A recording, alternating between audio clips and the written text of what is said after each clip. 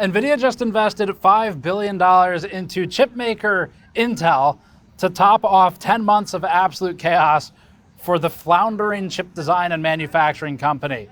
And we're in Washington, D.C., and no, I cannot tell you why. Over the last 10 months, Intel fired 15,000 employees, got rid of free bananas and coffee in the break room. Then Intel fired engineering CEO Pat Gelsinger in December, was temporarily helmed by the thanks, Steve lady and a finance guy for a few months. President Trump reportedly asked TSMC to take over management of Intel Fabs. Then Intel brought in CEO Lip-Bu Tan to take over Intel. Intel's new CEO has an extensive background in nuclear engineering, business administration, and running companies violating U.S. export control laws that later plead guilty to literal crime and pay hundreds of millions of dollars in fines. And at least 2 of these skills are useful for Intel. July 24th, President Trump said he wanted to break up NVIDIA and doesn't know who Jensen Huang is. I said, who the hell is he? August 8th, Trump calls Intel's new CEO, quote, highly conflicted, end quote, seemingly over investments of hundreds of millions of dollars into Chinese companies with military ties. Trump says Tan must resign and that, quote, there's no other solution to this problem, end quote. Intel stock plunges precipitously out of Friday and definitely doesn't get manipulated. Intel is sad. Lip-Bu Tan replies that he has always, quote, operated within the highest legal and ethical standards, end quote, except for that one time at Cadence. Tan gets on a plane. Trump meets Tan. Now they're friends. Trump says Tan is, quote, a success, end quote. Tan goes home. Intel stock begins recovering. NVIDIA and AMD can sell H20s and MI308s to China, even though the US spent the last 6 months saying it's a national security concern, but that's okay because now America gets 15% of it. The US government announces actually there is a solution to highly conflicted Tan, and that's buying 10% of Intel, mostly using money it had already given or earmarked for Intel. SoftBank, the company which currently holds or has held investments in TSMC and ARM, now invests $2 billion of money into Intel. Intel fires the thanks, Steve lady, and now GN is sad. It's Xeon engineers depart, even though that's the part that's been looking more promising lately. Intel continues laying off tens of thousands of people. All the tech CEOs form a congratulatory circle. Sorry, I wasn't ready to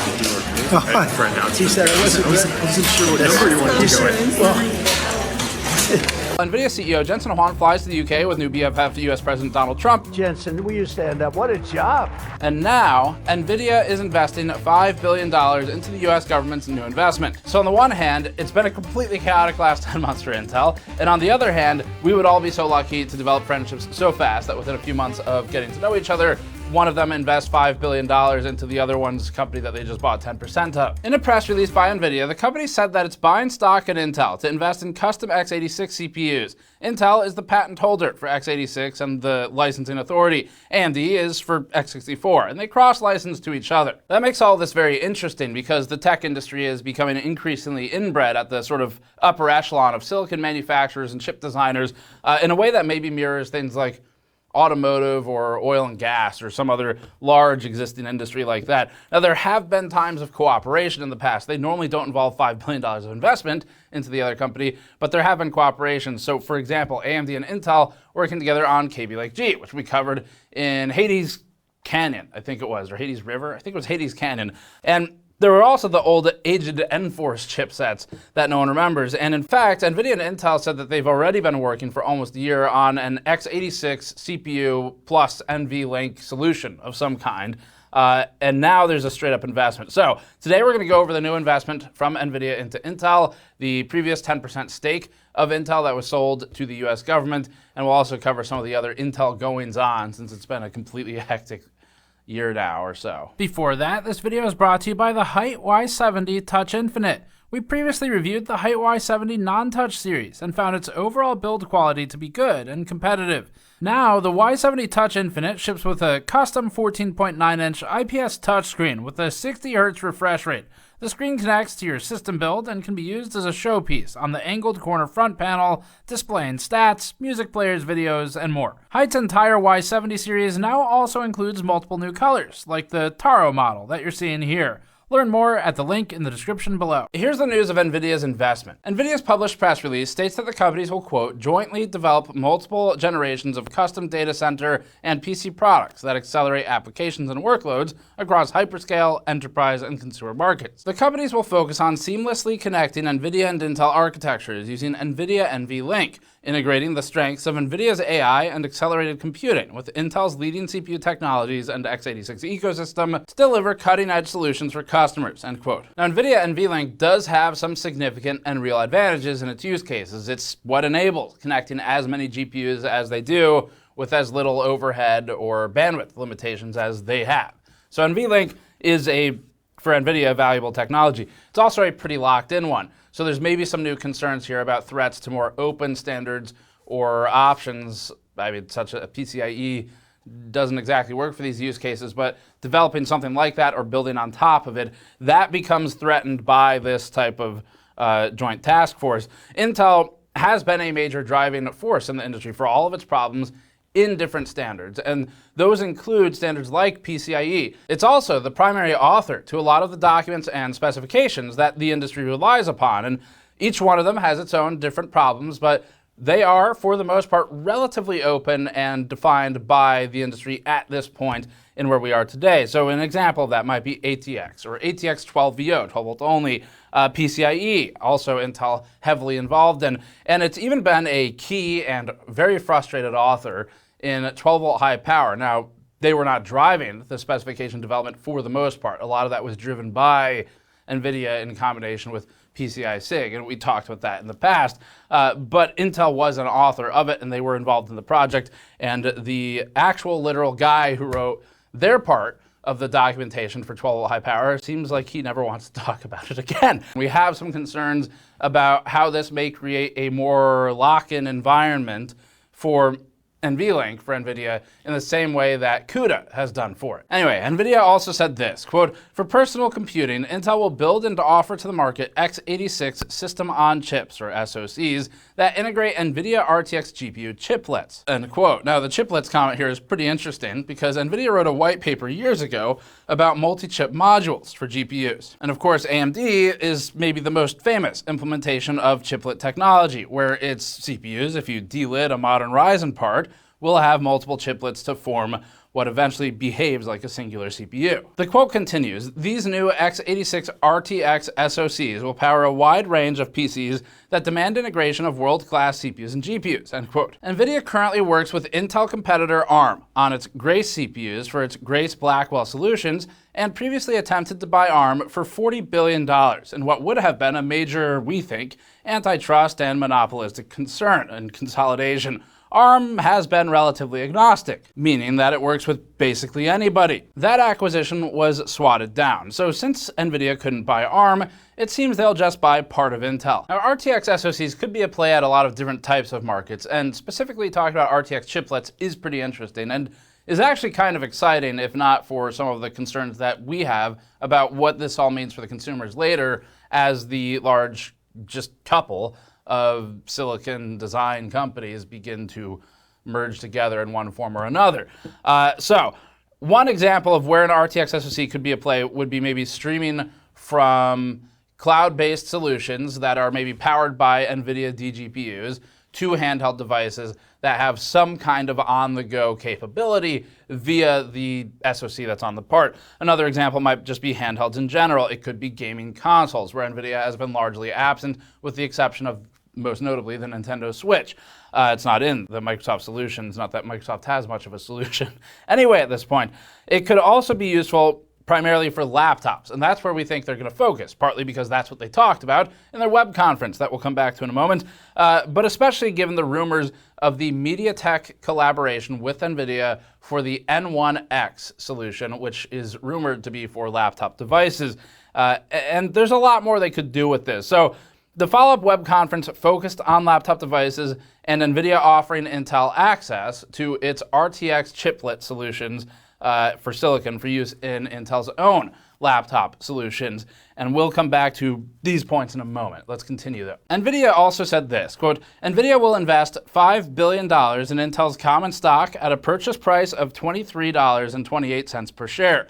The investment is subject to customary closing conditions, including required regulatory approvals," end quote. So at least as we're filming this isn't actually done yet. It's just agreed upon and it needs to be approved. And the US government carries its own biases to approve this acquisition of some of the shares of Intel by NVIDIA, because the US government's acquisition price of 10% of Intel was $20.47 per share. NVIDIA's was $23.28. And as we wrote this on Thursday, Intel was around $32 per share. So that's a pretty big jump in the stock price already from the US's price of $20.47. That means Intel stock shot up 29% within just hours of this news breaking. Now, we're not stock people and we don't pretend to be, but our understanding is that this is Intel's best trading day since 1987. Which is the same year that Andy Grove was appointed CEO, author of Only the Paranoid Survive. It does seem to be just a little bit of irony here in saying the words "only the paranoid survive" while talking about potential concerns of the parties that are currently circling Intel like vultures. Now, of course, they also talked about AI. NVIDIA wrote this, quote, "AI is powering a new industrial revolution and reinventing every layer of the computing stack, from silicon to systems to software. At the heart of this reinvention is NVIDIA's CUDA architecture." And they wrote that NVIDIA's founder, CEO Jensen Huang, said this. A subquote here from him again, "This historic collaboration tightly couples NVIDIA's AI and accelerated computing stack with Intel's CPUs and the vast x86 ecosystem, a fusion of two world-class platforms. Together, we'll expand our ecosystems and lay the foundation for the next era of computing," end quote. Now, they also included a block quote that they say is from Lip-Bu Tan, CEO of Intel. Quote, "Intel's x86 architecture has been foundational to modern computing for decades, and we're innovating across our portfolio to enable the workloads of the future. Intel's leading data center and client computing platforms, combined with our process technology, manufacturing, and advanced packaging capabilities, will complement NVIDIA's AI and accelerated computing leadership to enable new breakthroughs for the industry. We appreciate the confidence Jensen and the NVIDIA team have placed in us with their investment and look forward to work ahead as we innovate for customers and grow our business," end quote. Now, before this, as a reminder, investment firm SoftBank also invested $2 billion into Intel. SoftBank also has or has had ownership in competing companies like TSMC and ARM, which it recently tried to sell to NVIDIA before regulatory rejection. So it's like a crowdfunding campaign, except instead of normies, it's for multi-billion-dollar mega corporations, and they're all somehow connected to each other. We've got TSMC, ARM, NVIDIA, AMD, Intel, and there's some form of codependency between all of them. Maybe, you know what? Maybe they should be the ones selling the blind eye t-shirt at this point. CNBC reported that, quote, "White House Deputy Press Secretary said in a statement Thursday that the partnership was a, quote, major milestone for American high-tech manufacturing," end quote, for both. Now, the company has also held a webcast after this initial announcement, so we'll go through that as well. So NVIDIA CEO Jensen Huang and Intel CEO Lip-Bu Tan held a joint press conference where both CEOs addressed a variety of topics regarding the new partnership. And they've been taking some notes from Bloomberg because the call started with this. "The content of today's call is NVIDIA's property. It can't be reproduced or transcribed without prior written consent." Actually, it can be reproduced and transcribed without prior consent, and that is precisely what we are going to do because we have a legal right to do it. It's interesting that NVIDIA seems to think that you need to have permission to quote them or play clips of their web conference of the largest company in the world by market cap investing in a company that is 10% held by the people of the United States of America. If the government invests 10% into Intel, part of that company becomes held by the people of the United States. That's what that means, if it's owned partly by the government. NVIDIA doesn't then get to come in and say, no, you need consent and permission to show clips of us investing in this company that you, the United States, and the government have also invested in. This is completely insane. Now, NVIDIA has said this in other earnings calls. Not everyone does. We looked at Intel's and AMD's, and in the calls that we checked, they didn't have this type of phrasing about ownership and needing to ask permission for transcription or for playing quotes of them. But NVIDIA has said it before. To us, though, it doesn't matter what they normally do. It matters what the truth is. And the truth is, it is absurd to suggest that you need permission to play quotes relating to this. The problem isn't whether or not they will enforce this. The problem is saying something that's not true, because you don't need permission. And this, we think, it feels coercive, and it creates a perceived threat that something could happen if you do this because they say that you're not allowed to. In fact, ironically, Bloomberg,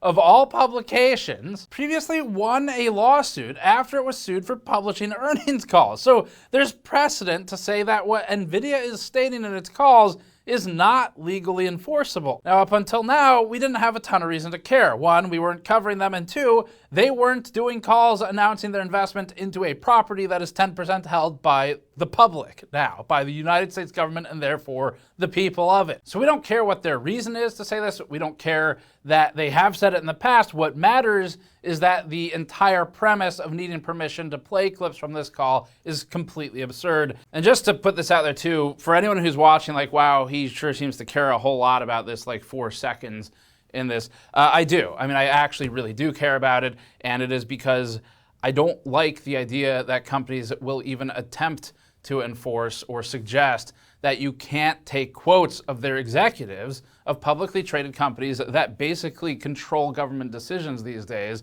and enforce what you can and cannot play to an audience to show what they've actually stated. This, however small it may seem, is another step in creating a coercive environment against free coverage, free reporting, and in that capacity, free speech. And I think it's a slippery slope against free reporting, even if it is a limp-wristed statement with no intent to follow through, and we don't know if that's exactly the case. But the fact that they say it at all is, to me, the offensive part. And so as far as NVIDIA saying that in order to play clips of their call, you need to ask them permission, I say, fuck you, make me. All right, let's get into the call now. Early on in the webcast, Huang explained the reasoning behind NVIDIA's collaboration with Intel and stated this, which is a quote that we're playing, which is against the rules, but here it is. But general purpose computing has reached its limits.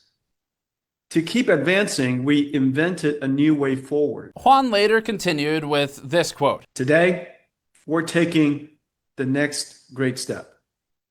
Just moments ago, NVIDIA and Intel announced a historic partnership to jointly develop multiple generations of x86 CPUs for data centers and PC products. And then together, they further said this. Together, our companies will build custom Intel x86 CPUs for NVIDIA's AI infrastructure platforms, our data center platforms, bringing x86 into NVIDIA's NVLink ecosystem. And for personal computing, we're going to create new Intel x86 SOCs that integrate NVIDIA GPU chiplets, fusing the world's best CPU and GPU to redefine the PC experience. Chiplets are pretty interesting. NVIDIA's MCM, or multi-chip module white paper, is from a long time ago now. They've been talking about it for a long time.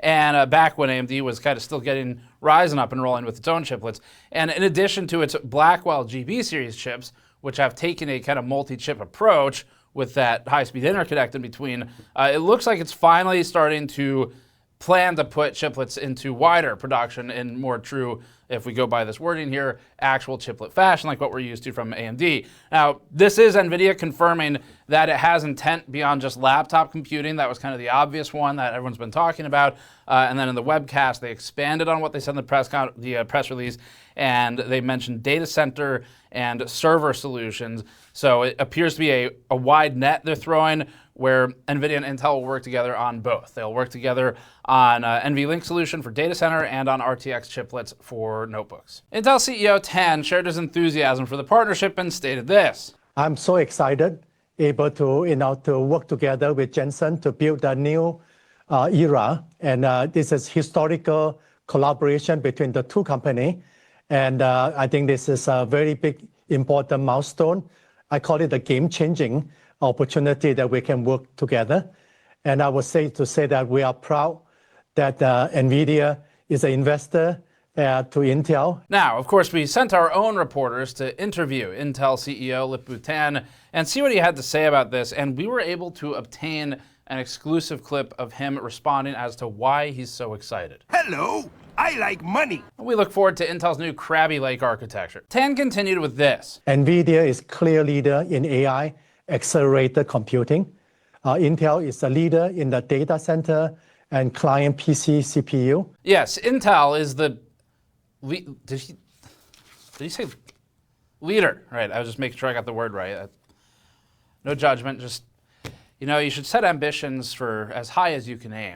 Intel says it's the leader, and by leader they mean second place, or maybe third, depending on how you count them, or fourth, depending on how you factor in ARM. But the actual leader will soon own $5 billion worth of Intel, or about 4% according to Reuters. So later in the call, NVIDIA and Intel got into some additional details, and NVIDIA CEO Jensen Huang noted that 150 million laptops sell per year, and noted that NVIDIA is mostly present in gaming and workstation laptops right now, meaning sort of the lowest of the low end, or the devices without a DGPU. That leaves NVIDIA out, obviously. Huang then stated this. There's an entire segment of the market where the CPU and the GPU are integrated, And it's integrated for form factor reasons. Maybe it's for cost reasons. Maybe it's for battery life reasons, all kinds of different reasons. And that segment has been largely unaddressed by NVIDIA today. And so what the Intel team and I are doing, NVIDIA is doing, is that we're creating an SoC that fuses two processors. It fuses the CPU and NVIDIA's GPU, RTX GPU, using NVLink. And it fuses these two dies into one essentially virtual giant SoC. And that would become essentially a new class of integrated graphics laptops that the world's never seen before. So the quotes thus far illustrate NVIDIA's intent. One side is workstation, one side is consumer, and then they've also got x86 data center. But there's something really interesting with the laptops we're going to come back to, which is the amount of control it gives NVIDIA over a marketplace, where NVIDIA already leverages things like allocation and has said to us in the past quotes about turning screws on laptop manufacturers to try and control what they're doing. Like, this was the actual context of when we spoke to them a few years ago at a CES event. And so anyway, there's a little bit more here. Later on during the Q&A, Tan stated this. I think clearly it's all about the scale. And in terms of the best of GPU, accelerator, and then the best of 86, and then with the NVLink linked together, and then able to scale. And some of the market that we both are doing well, but we can expand even more. I feel we have to clarify here on behalf of Intel's CEO. When Intel's CEO said that they are offering the, quote, the best of 86, end quote, of course he was referring to the rubric that, he was referring to the,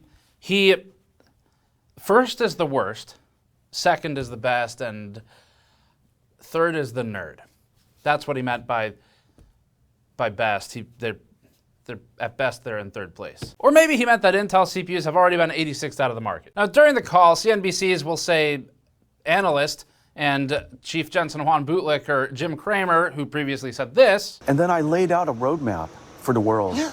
Which no one That's does. 3 years long. No one does. If I were a competitor, I'd say, he just gave me the key to the kingdom. Asked if NVIDIA would be using Intel's foundries, and Jensen Huang replied with this. Well, we've always evaluated Intel's foundry technology, and we're going to continue to do that. But today, this announcement is squarely focused on these custom CPUs. When asked how long they've been working with Intel on this project, Huang stated, the two technology teams have been discussing and architecting solutions now for probably coming out to a year. Now, Huang and several other AI executives accompanied President Donald Trump to the UK this past week to talk about expansions and legislation and things like that. And one journalist, probably as a result of this, asked what sort of involvement the president had with the agreement. And Jensen Huang stated this. The Trump administration had no involvement in this partnership at all. And they would have been very supportive, of course. And today, I had the opportunity to tell Secretary Lutnick, and he was very excited and very supportive of seeing American technology companies working together. Now, President Trump in the U.S. had announced a few weeks prior its intent to acquire 10% of Intel, and around that same time they made that announcement, before this one, that was when President Trump and Jensen Huang were making appearances to discuss. And Jensen also has a new chip, the Blackwell. Do you know what the Blackwell is? The Blackwell is super duper advanced. And before that, they had met a few times talking about the H20 bands. We've reported on that in our Black Market GPUs video if you want to learn about that. And we also reported on the reported meeting at Mar-a-Lago. Now, it's hard to imagine the U.S. government would not have been at least aware of the intent of what NVIDIA announced this past week. And when Huang was asked why NVIDIA couldn't commit to Intel as a foundry, he stated this. I think Lip-Bu and I would both say that TSMC is a world-class foundry. Mm-hmm. And in fact, we're both very successful customers of TSMC's.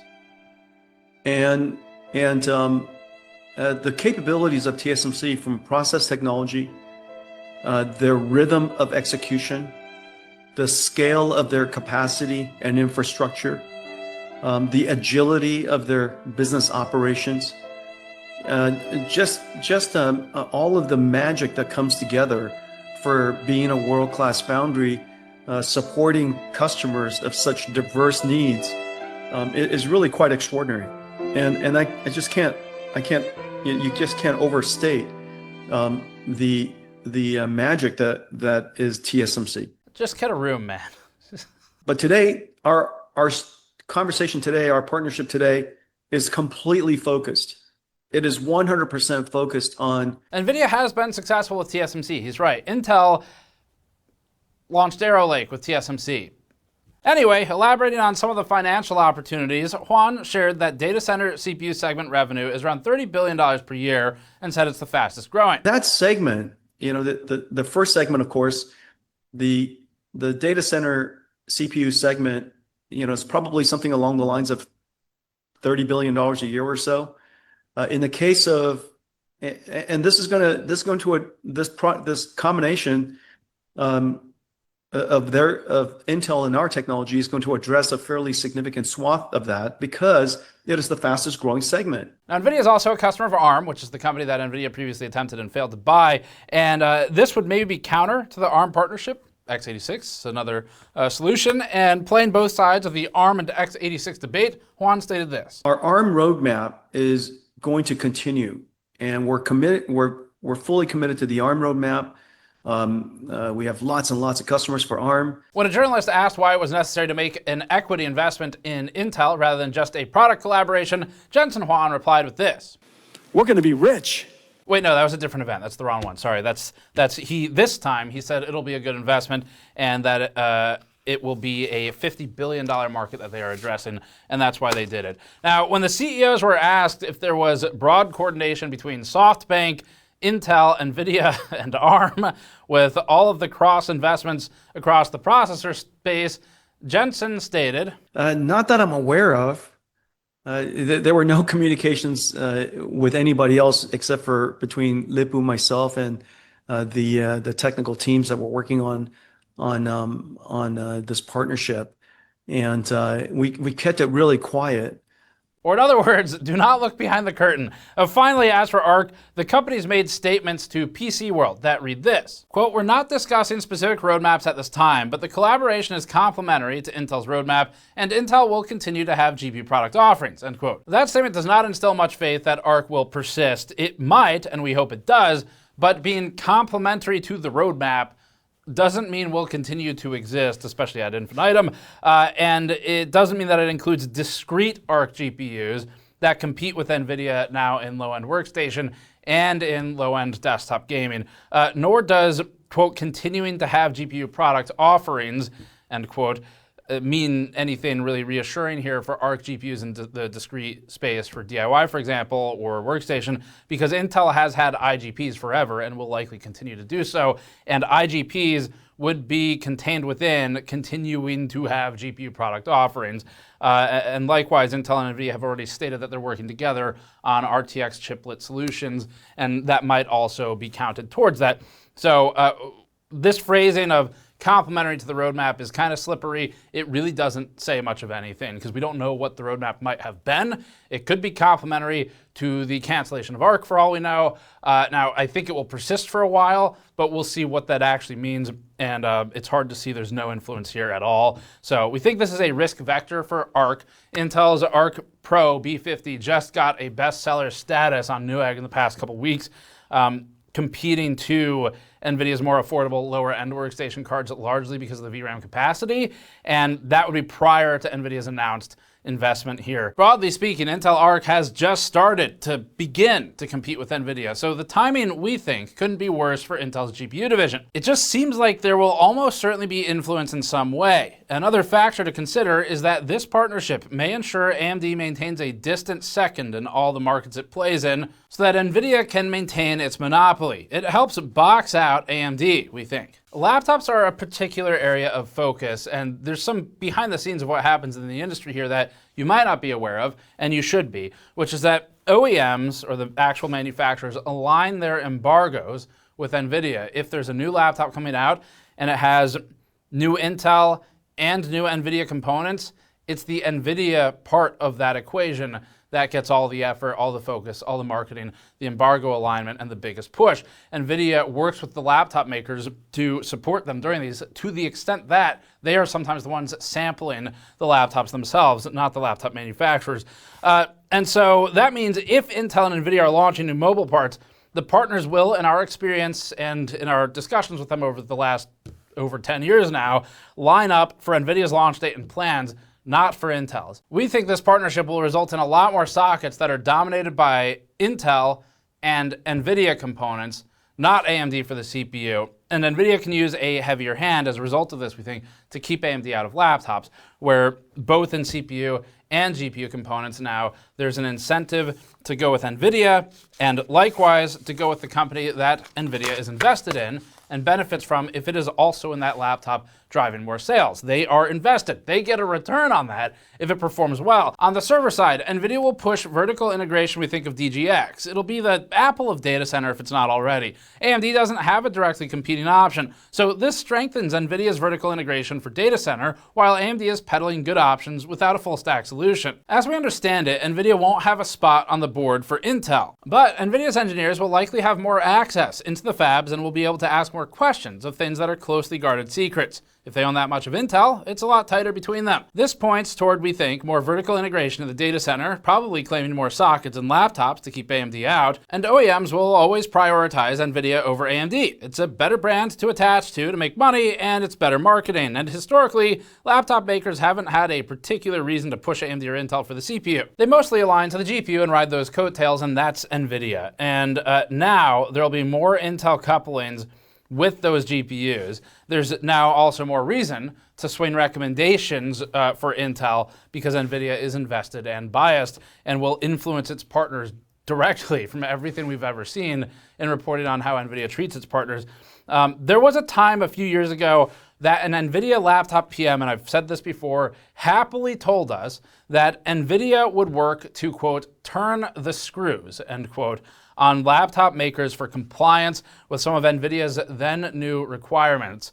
And that this statement could even be said to media without hesitation was crazy enough as it was, but it shows NVIDIA's mentality here. NVIDIA has some pretty strong levers here that it can pull for compliance. It has marketing development fund, which is effectively money that's given to manufacturers, and that money is used for things like marketing. So it could be buying ads from YouTubers, for example, but they might be branded as Asus advertisements or whatever. So it has MDF, Marketing Development Fund, that's a lever. It also has allocation, that's a big one. That's one that EVGA complained a lot about, how they had to play by these rules to ensure they got allocation that would put them at a competitive advantage against the other board partners in the space.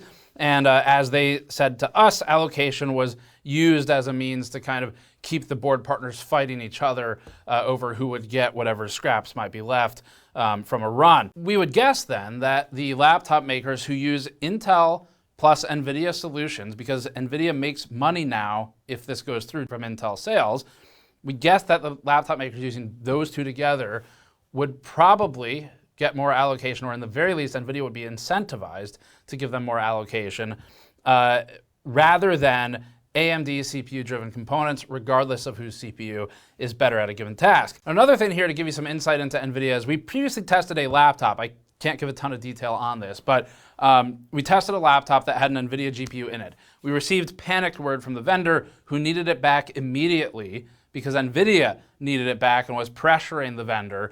And the threat that we were told about by the vendor was that NVIDIA would withhold its supply of chips until the unit was received back. And that's because there was something wrong about it. I still, to this day, don't know exactly what it was. We took imaging in case we ever find the time to try and figure it out. But it's an example of where allocation can be used as a lever, as reported to us by one of NVIDIA's partners. One thing that's interesting here is there is a bit of a throwback to Microsoft and Apple, where Microsoft threw Apple multiple lifelines, one of which was Office on Mac, to keep them alive so that Microsoft didn't get stuck in a monopoly, and it kept a perceived competitor alive. Now that worked out for Apple eventually. It took quite a while. NVIDIA doesn't want to be the only GPU brand on the market. And so there's some parallels here with Apple. Now we view this, the acquisition of part of Intel by NVIDIA, as an anti-competitive and a monopolistic move. And based on what manufacturers have told us over the last 10 years, including EVGA, MSI, Asus, various laptop manufacturers, system integrators or SIs and OEMs, NVIDIA sounds to be a vindictive company that leverages the desired chip supply, the allocation, in addition to potentially marketing development funds to get what it wants and to enforce its standards, as we reported on with the EVGA story. NVIDIA itself told us again directly that it, quote, turns the screws, end quote, on laptop makers, reinforcing some of this. And that was before the Intel collaboration for Intel parts that could now potentially block AMD, such as in laptops. And we've heard stories of Jensen Huang in the past, and I've reported on these too, but allegedly asking a room full of NVIDIA employees at the time after a failed launch, quote, who did this to me, end quote, as the story was told to us. The company, we think, is controlling, and we've reported on how they've attempted to control the media like ours before. And this is another piece, we think, of its control. So that's the news. That is NVIDIA's partial acquisition of a small piece of Intel that could have very deep effects for this industry, but also for data center. And we'll have, I'm sure, plenty more to say as we see if this goes through all the regulatory hurdles.